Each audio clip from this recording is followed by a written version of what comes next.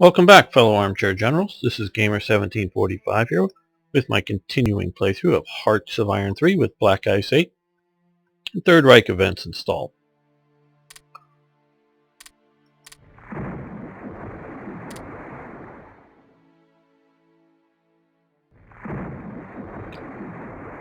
Okay, gotta look at infrastructure here.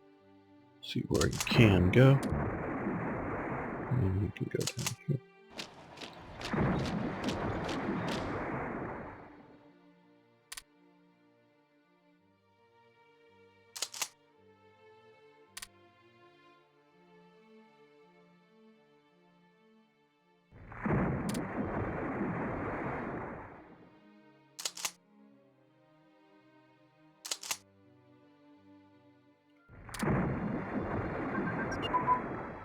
Assault guns advance. That's nice. Nice thing. Okay.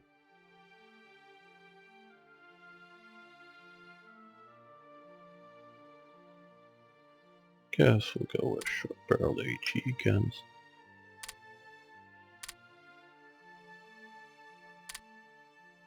A bit of a supply problem there with these guys.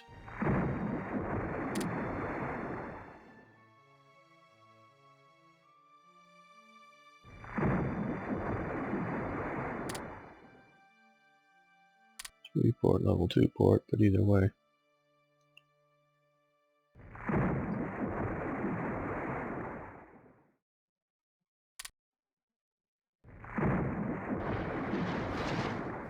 These are slowly reorganizing.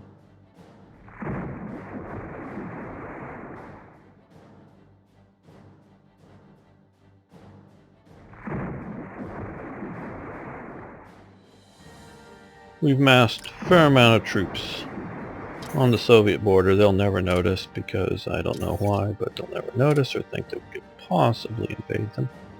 And no, we're not going to this year. I'm just getting them ready. We're going to properly, if I can, institute my plan for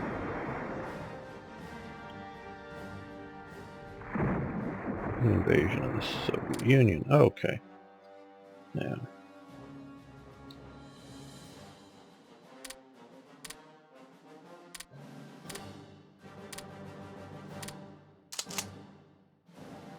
We're going to no leader. Not going to waste a leader on any of these. Or pro units.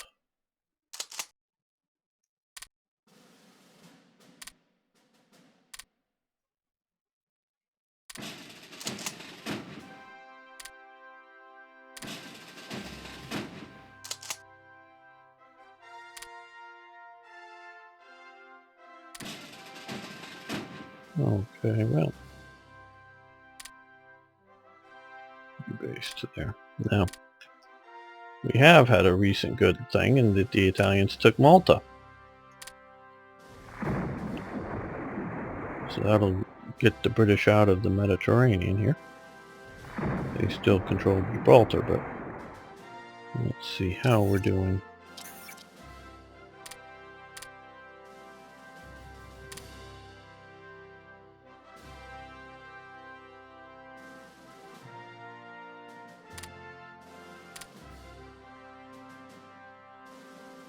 The diplomacy regarding the Spanish state.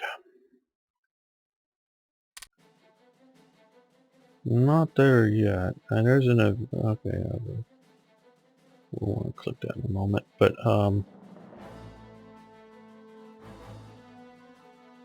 it's moving our way. There will be an event that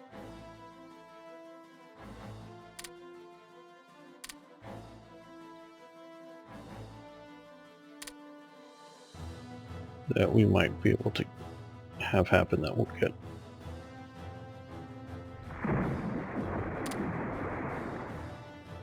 Spain into the Axis as well.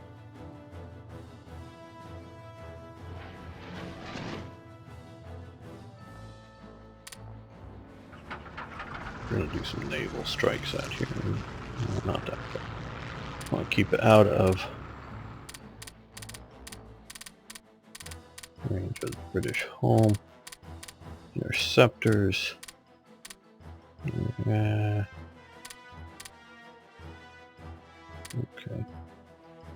We'll try that.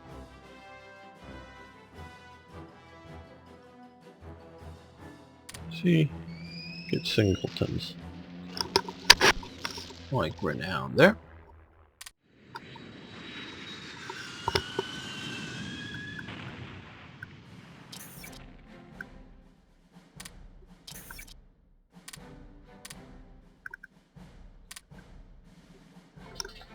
And how are we? The supplies here yet? Not enough, but something, so we'll attack.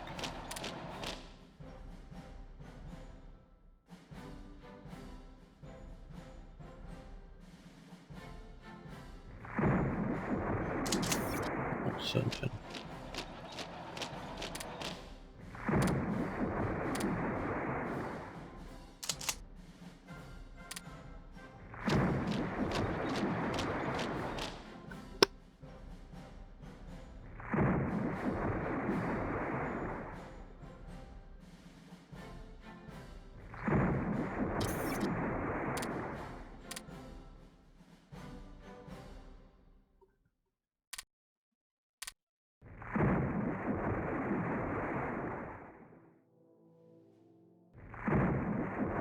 Got the coastal submarines here. Oh.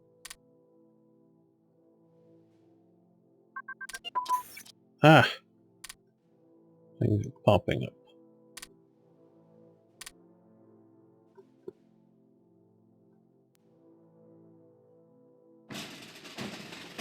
Okay, let's see.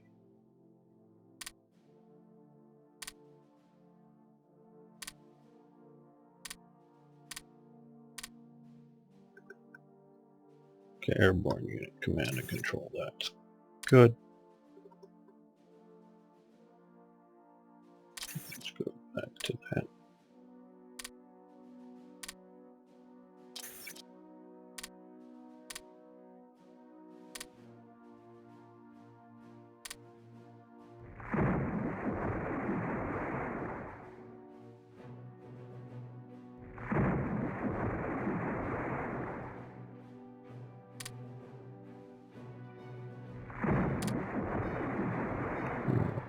Okay, now.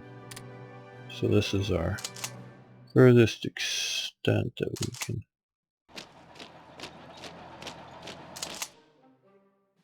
go there, so send them back up to there. Now, these guys. It really should be full risk map.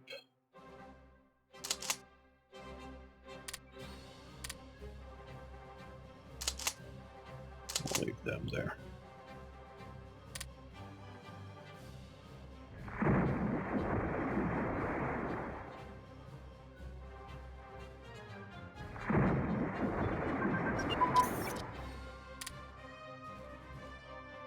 Destroyer escort roll.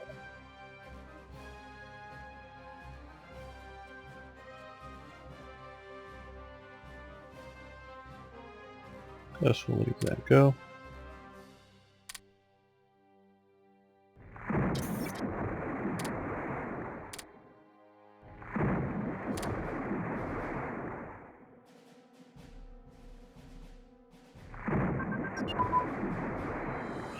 Artillery production advance.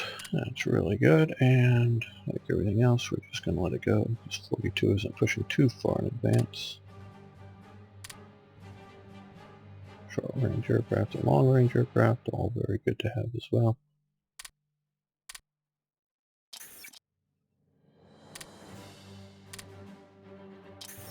Because having these are like having extra ICs. So yes, we'll take them.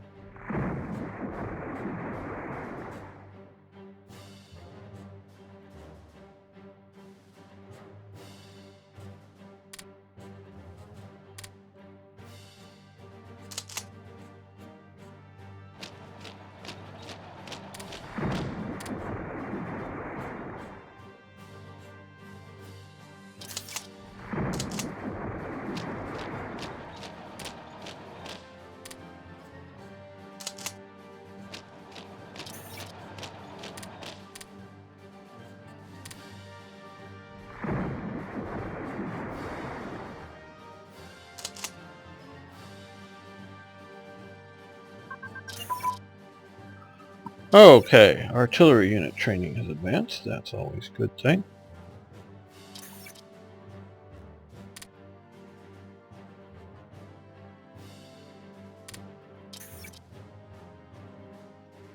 Let's see, we'll to direct fire and in control.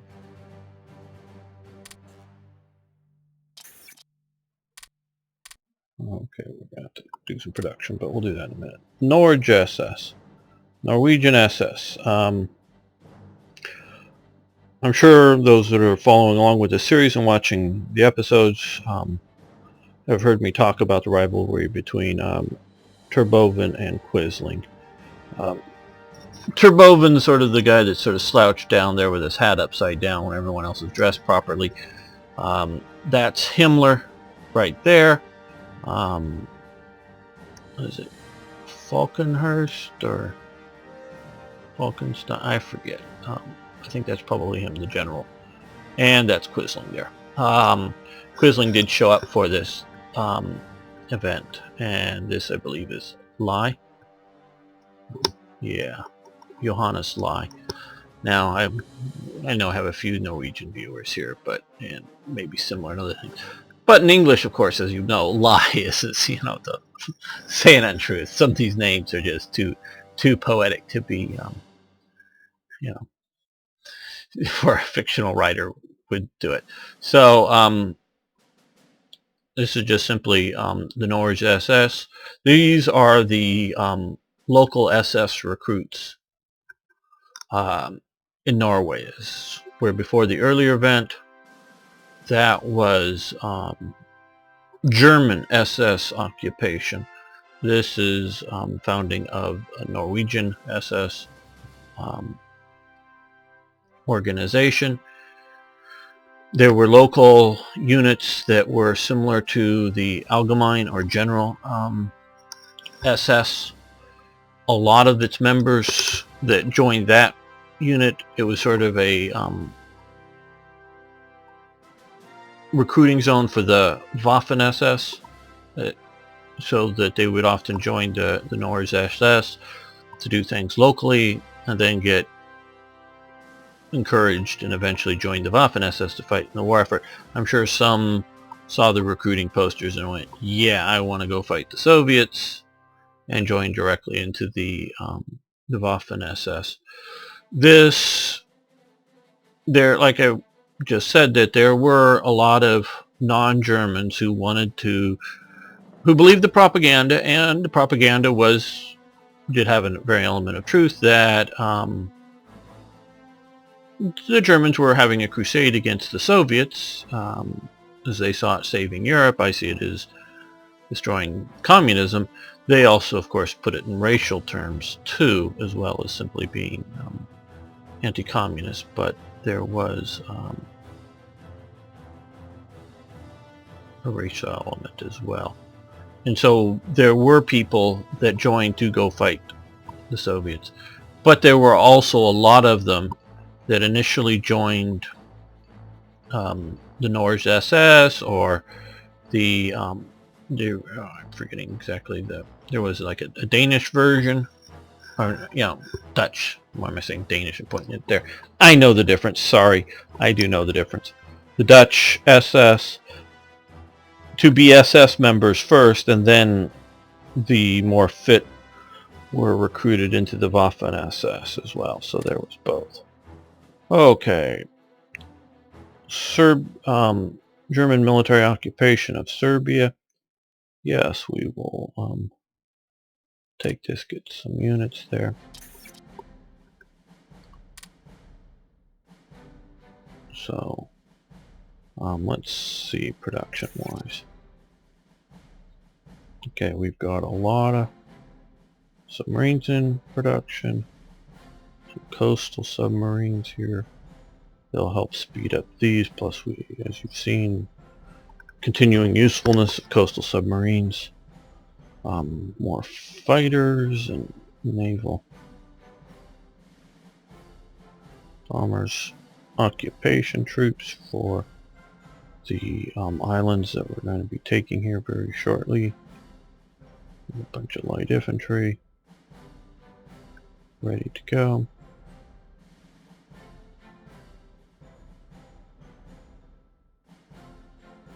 That, okay, I'm going to build a couple more of these semi-motorized divisions.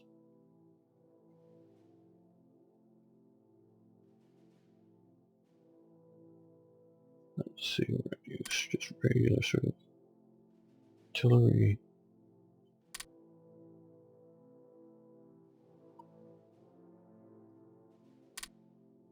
I don't need anti-tank guns. We're going to use light vehicle transport and standard HQs.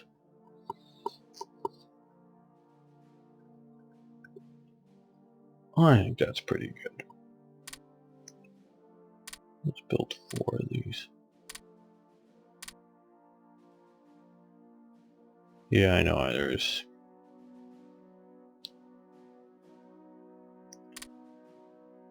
ability to go in here and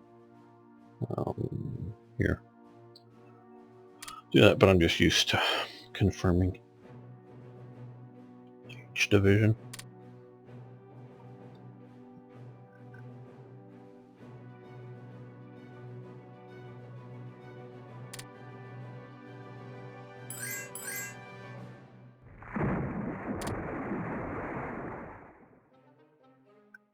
Okay.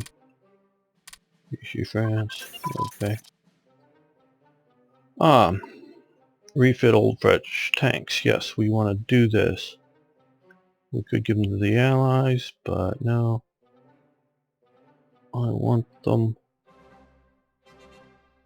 part of the Becker train of events. I really like these. Not sure who did them, but I really like this whole train of events, and it's inspired me to do a lot of other things. So we're going to take those. Air Force for the independent state of Croatia.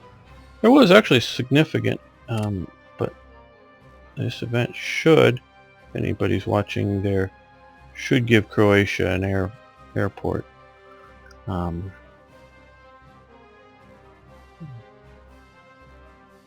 As well, so that they could have that. I might be thinking I was going to end up here in Split or something, I don't know, but they did. There was a fair amount of Croatian. Of course, now the Croatian Air Force was just German and generally slightly older, not antique models, but slightly older models. You know, they've replaced aircraft that's been replaced for better for the Germans. And they did fight on the Eastern Front, and they did fairly well. I mean, they were a small Air Force, so it wasn't going to win the war or anything, but okay, let's see. I'm going to let that go.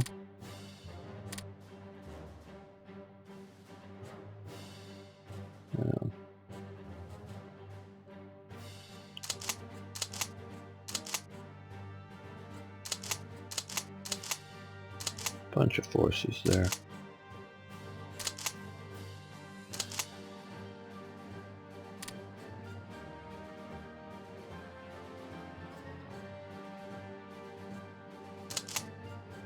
And let's just like this.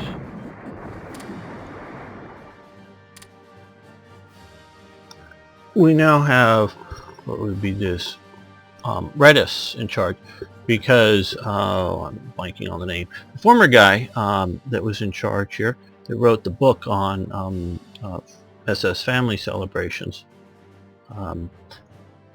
went back to Germany to forget where, back to Germany for a visit, and died in a bombing raid. So that's what happened to him. But we now have, with Lai here,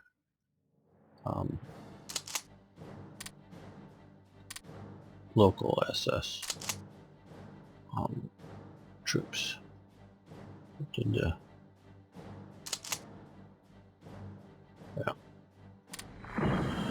So yeah, the earlier guy, though I didn't have an event to kill him actually because there's more complication. Okay. Ex-German Kaiser dies at 82 in his Holland state. So we get some... There was still a fair amount of popular support, particularly amongst the army, for the former Kaiser. Okay, we need to deal with that.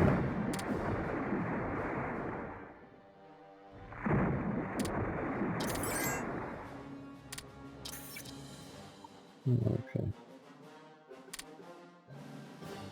Wood gasifiers. I know I've talked about this in the previous series, and a few times when on the various forums when they've talked about some of this subject. This is a very interesting thing. We had an earlier event when Germans attempted for military use, but they weren't very practical for military use. Basically, if you burn wood, it puts off a gas that will then fuel an internal combustion engine. Britain used a lot of these, sometimes in tractors, often in trucks and other small vehicles and buses. So did German. This is the Gustloff generation system, and that's part of the large multifunctional Gustloff works, named after the German Swede that the Frankenfurter shot. And obviously they also named the cruise ship after him and other things.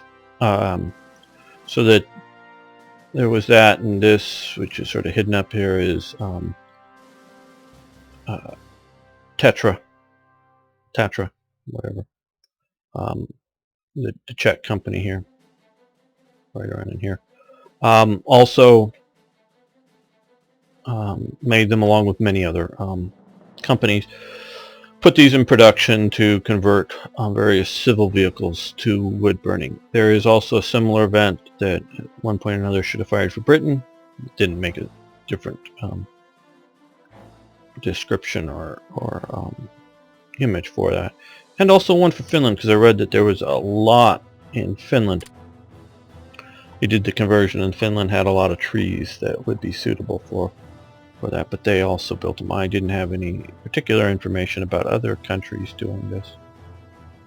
I'm sure they did, but I just didn't know. So this gives, till the end of this war, 10% fuel, because I look at this as happening now. That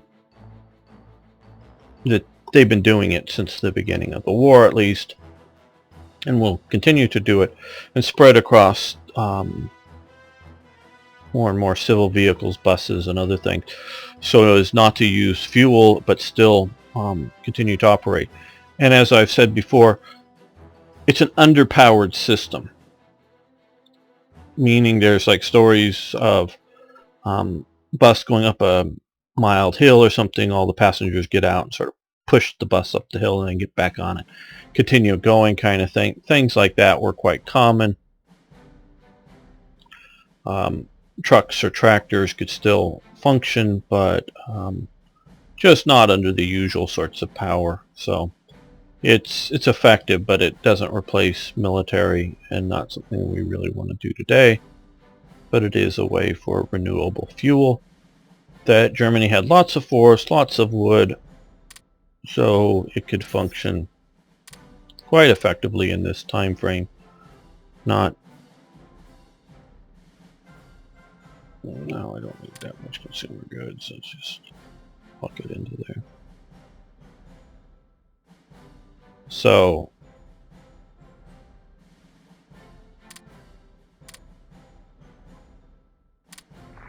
that gives us in effect 10% greater fuel.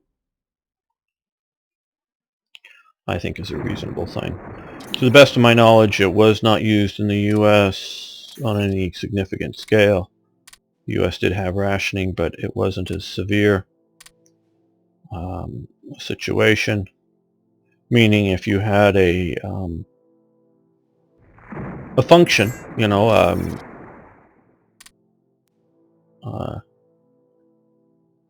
now we're playing these silly games with the supplies, I'm pretty damn sure. You look at it, it's producing in home territory, we're producing plenty of supplies. If you had a function like, hey, I have a tractor that I make, growing food for the war effort in the U.S. Oh, you need more fuel? Sure, no problem. We'll give you more rationing coupons. It was more of a, rubber was in short supply and several other things. If you had a car, you had fuel. You may have not had as much as you want in the U.S., but it was never a severe shortage. And there were definite times that there were shortages, but it was more of an infrastructure than a supply shortage. And the Soviet Union, just once the war got started, before the war it had Baku down here, as well as other, for its limited, tractors and whatnot, trucks used it. They had plenty of fuel, and once the war sort of got started, they were concentrating on arms, so they never really went there. Japan, I don't know that they used the system at all, but they weren't nearly as combustion fuel engine developed, of a country. Okay. Now we'll get some more.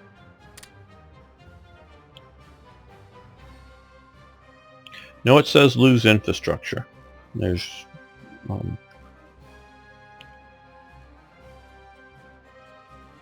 there, but we've already paid for it in advance, though we'll lose some more supplies. And that'll gain manpower because it's sort of the ending of the project. We can look here, specifically here.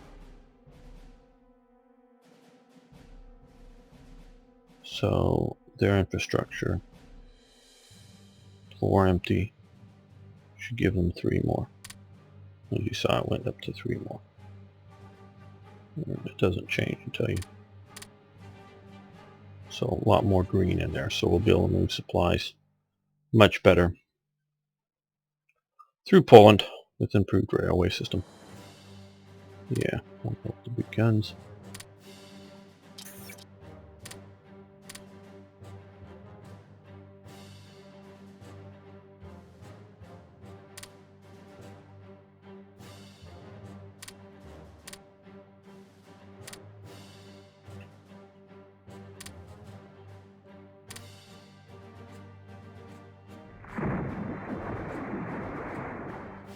Not trading with Peru.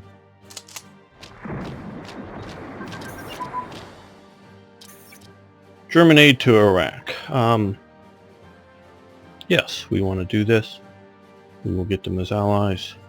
One of the units that was sent down there, everything was flown in basically. Was coming from sort of Norway or North Sea. One of the 110 units. So we'll lose some supplies. They'll get some stuff. A little bit of ground element, but it was mostly a air element. And it lasted just briefly because although the British, I don't think were entirely anticipating the problem, but they put the Iraq revolt down.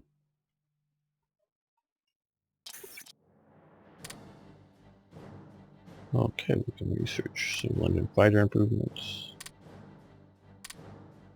It was the Golden Circle in Iraq.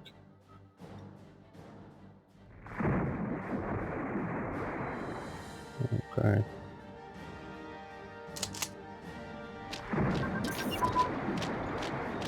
Okay, submarine construction technologies advance. Just make sure we're not pushing them too far. Okay, so we're all on 42 here. And building technologies advance. Buy a mercenary unit. Just not now. I don't know if ever. Not entirely fond of that event. So I don't know of any,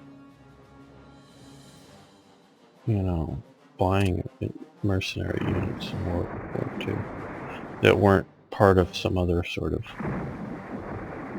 thing.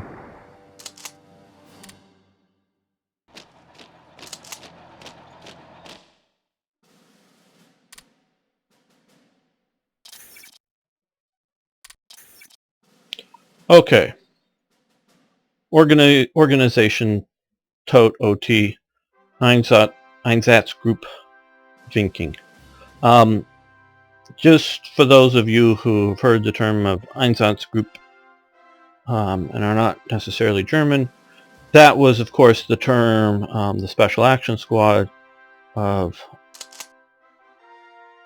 these nasty fellows here that went and, went around and murdering people, basically, dig big trenches, shoot everybody, bury them in them. They did that. But this term was often used for any other sort of special action group, and this was just much more benign. Not saying it. There were an element of compulsory labor with Organization Todt, including using of prisoners of war in Germany and other places that were,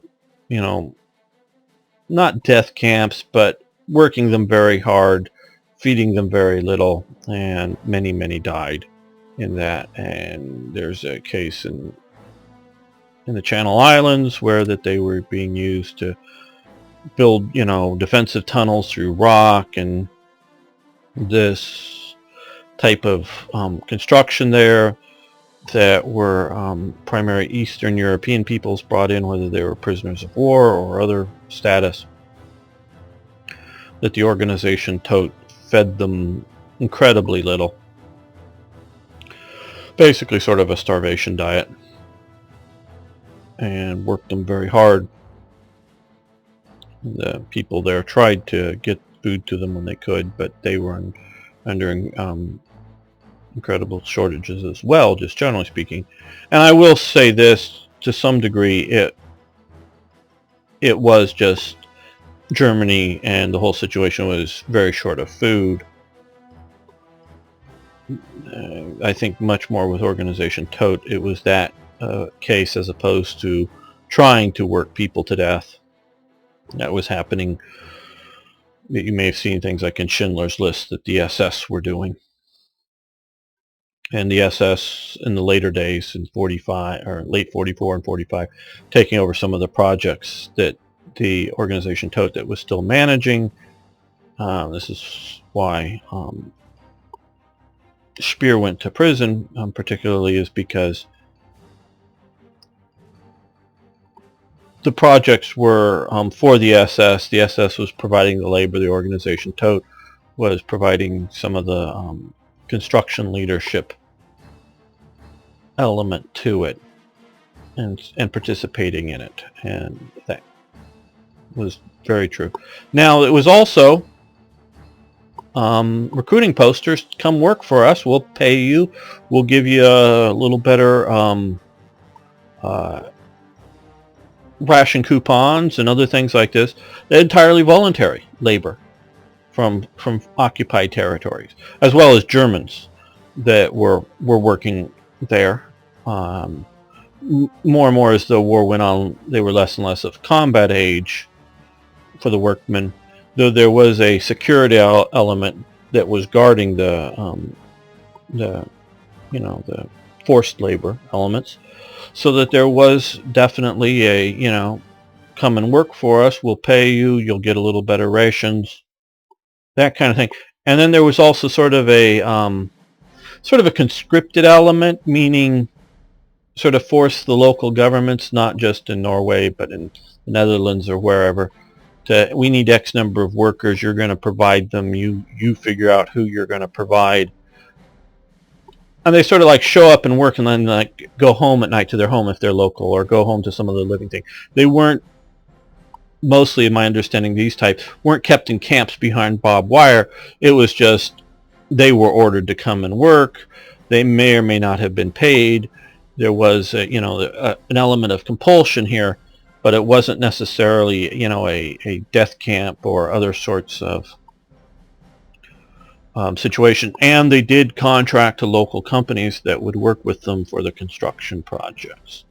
So they, there's a gradient, and it depends on what country, what time of the war, as by late 44, 45 in Germany, they're building these underground factories through boring through rock that the SS has sort of taken over the, officially the project. And so they're pouring in, various Eastern European peoples that got into their hands, including Jews of various types, and they're working them to death, at the end. Then other times, like I'm saying, there's recruitment posters, come and join and do construction work for us. I mean, and so there's gradients, and so there's not one truth, but we do know that they were complicit in war crimes as an overall organization. And not everyone that worked for them, like, just want to say, was, specifically a collaborator. It just needed a job, and you're going to use a shovel, so, come on out and work, that kind of thing. So, a lot of supplies, maybe a little too little that I should reorganize, but manpower seems about right in energy, so yes, we're going to start work. So this gives us no organization Todt here.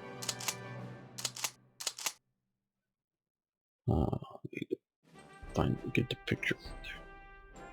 Set up now. That's organization Todt in Norway and Denmark. It was commanded from Oslo, even though it did cover that. And this is, I don't have all the leaders of it there, but this is the sort of full structure of Todt, of organization Todt, and there's set up based upon documentation from the Second World War of where they were. Now these are the people that will be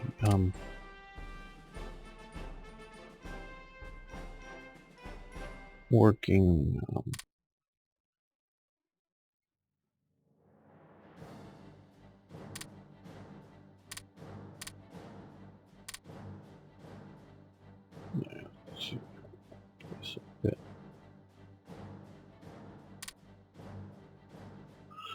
working to construct the Atlantic Wall in Norway. Okay, I think this is a good enough time as any to end this episode here. Thanks for watching. Thanks for liking the videos. I do appreciate it. Please post your comments if you got any further information on the various elements. Love to hear them. See you next time.